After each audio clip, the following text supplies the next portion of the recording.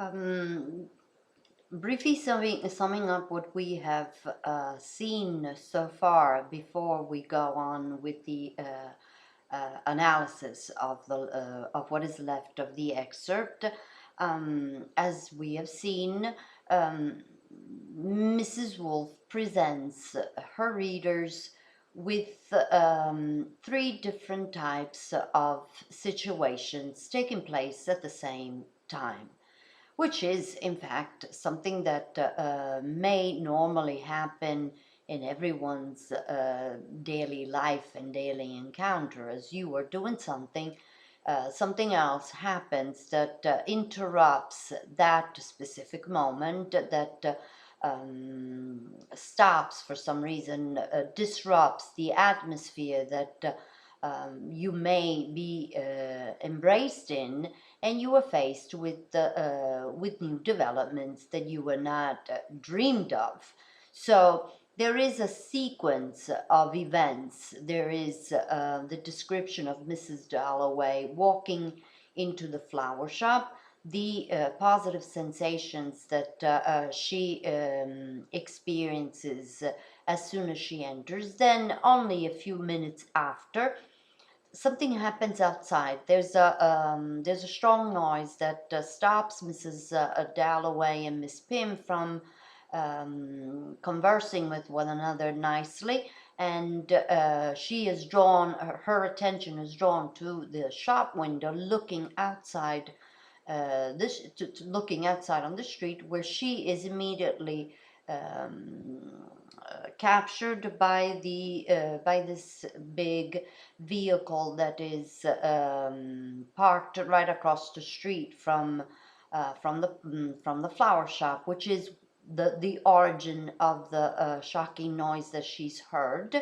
And she also witnesses the people around the car in the street, curiously staring at the street, wondering who's inside. Then, and even in this case, although in a less um, abrupt way than Joyce, Mrs. Woolf shifts the attention as if she is moving the camera over to another character. The third one, the third situation that is being presented to us is that of a veteran.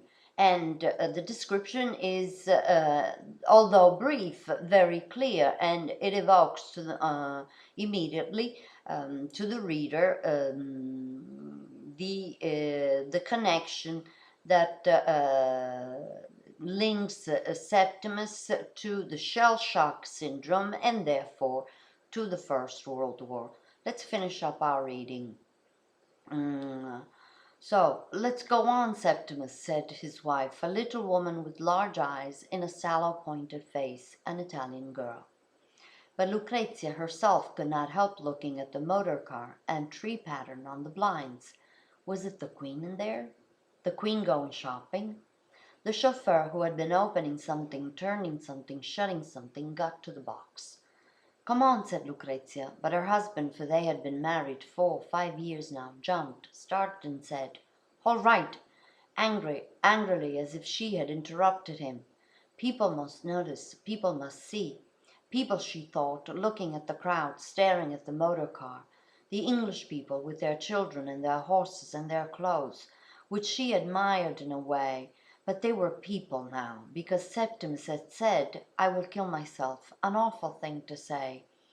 Suppose they had heard him. She looked at the crowd. Help, help. She wanted to cry out to butchers' boys and women, help.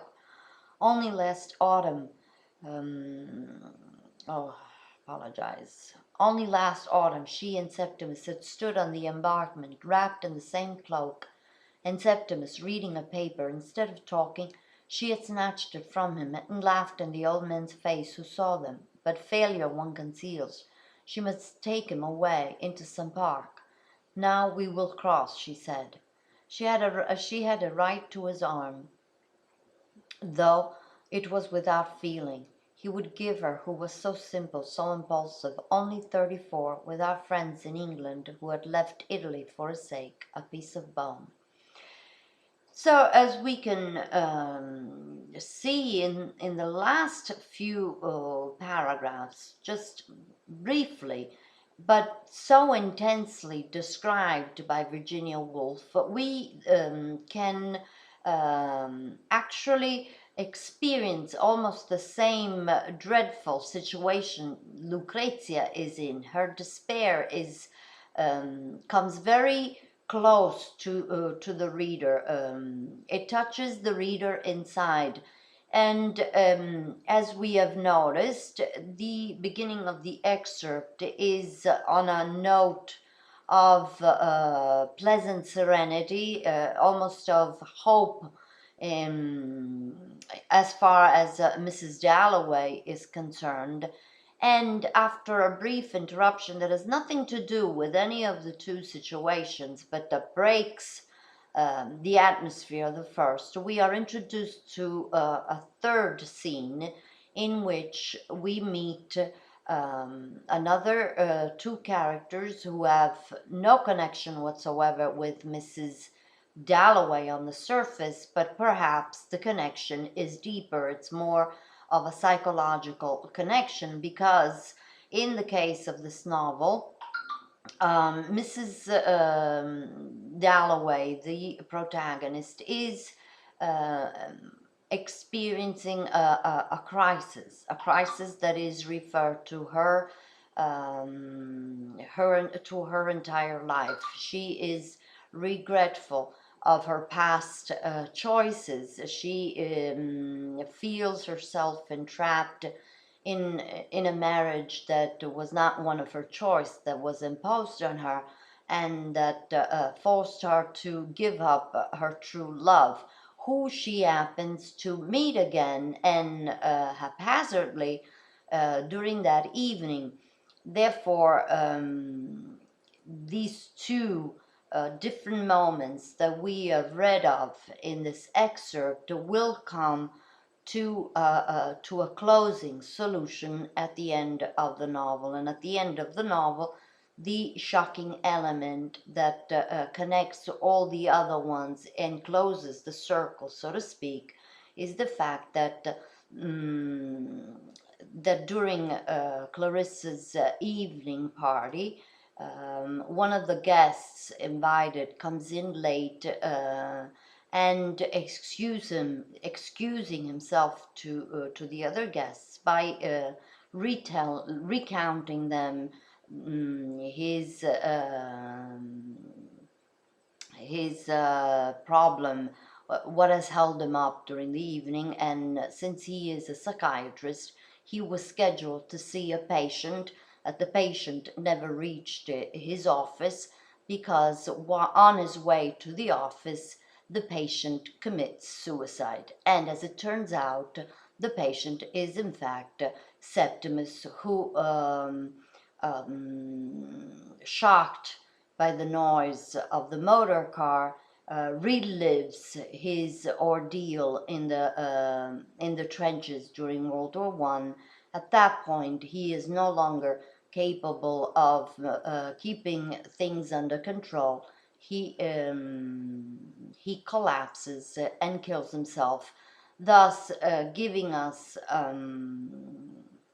meaning to what his wife Lucrezia was thinking of while she was trying to make him cross the street while accompanying him to the doctor's office, where he never reaches, where he never gets. And her last thought is, um, only 24, without friends in England, who had left Italy for his sake, a piece of bone.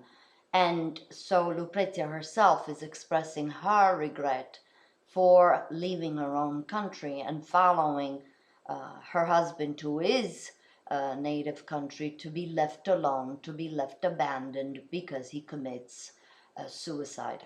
Again, the quality of the narration is totally different from traditional novels of the past, because there is no chronological order.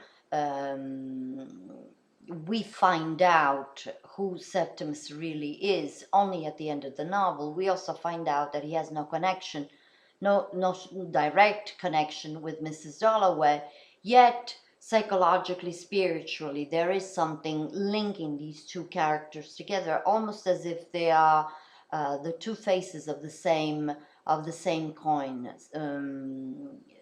Septimus being the darker side of Clarissa, and as if he sacrifices himself so that Clarissa can save herself, reach her personal independence, overcome her regrets, and maybe be able to put her life back together again.